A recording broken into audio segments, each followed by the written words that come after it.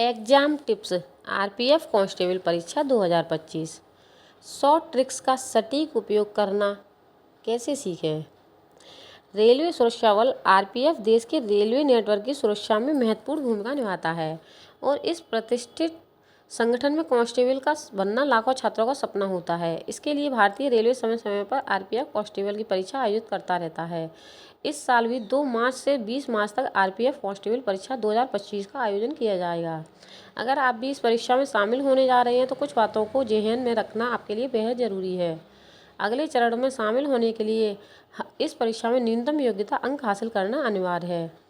इसके लिए आपको सिर्फ किताबी ज्ञान के बजाय परीक्षा के सिलेबस को समझने, समय का कुशलतापूर्वक प्रबंधन करने और अपने कौशल को निखारने के लिए प्रभावी रणनीतियों पर जोर देना चाहिए।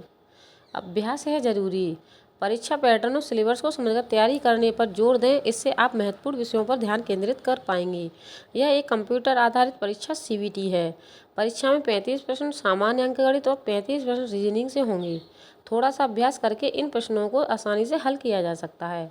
इसके अलावा 50% सामान्य ज्ञान से भी पूछे जाएंगे। आसान से कठिन की ओर। इस परीक्षा में 90 मिनट में कुल 120 प्रश्न हल करने होंगे। इस प्रकार प्रत्येक प्रश्न को हल करने के लिए 1 मिनट से भी कम समय मिलेगा। चूँकि सीबीटी परीक्षा समयबद्ध होती है, इसलिए प्रश्नों का अभ्यास समय आधारित वातावरण में करना उचित होगा।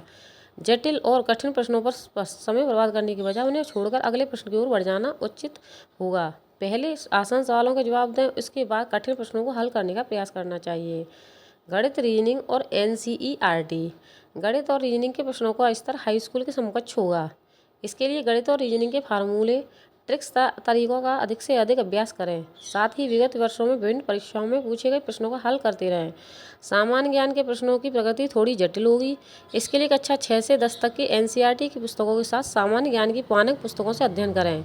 साथ ही साथ मॉडल पेपर को हल करना न भूलें। पूर्व की परीक्षाओं में पूछे गए प्रश्नों को सॉल्व पेपर तथा ऑनलाइन या ऑफलाइन उपलब्ध प्रैक्टिस सेट को हल करने से प्रश्नों की प्रकृति को जानने में मदद मिलती है और उन्हें हल करने की स्पीड बढ़ जाती है।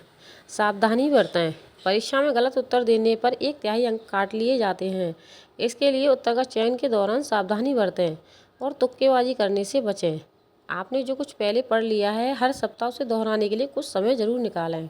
अगर आप इस प्रकार की रणनीति बनाते हैं तो आपको सफल होने से कोई नहीं रोक सकता। धन्यवाद।